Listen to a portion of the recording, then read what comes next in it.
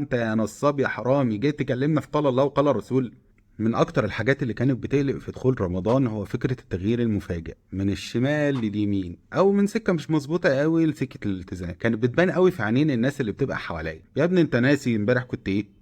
انت نسيت نفسك ولا ايه؟ وبتبان اكتر من بعد رمضان اللي هو امال فين سبحتك يا معلم. في كتير جدا بيخافوا ان هم يعملوا حاجه كويسه لمجرد بس انتقاد الناس اللي حواليهم ليهم. امبارح كنت بتنصب على الناس وماشي مع دي وبتكلم دي ومش عارف بتعمل ايه، النهارده يعني عملت لها فيها يا شيخ واستشيخت فجاه. جوانا يا جماعه نفسنا ان احنا نتغير ونبقى كويسين، ومش محتاجين قوي تقطيمكم يعني لينا وتقطيم المجتمع ان هو انت كنت ايه وبتعمل ايه. لا احنا محتاجين زقه والله العظيم. تيجي نرجع كده في التاريخ الاسلامي شويه. واحد من الناس اللي موجوده في سير اعلام النبلاء الفضيل بن عياض، الراجل اللي بدأ حياته بان هو حرامي قطاع طرق.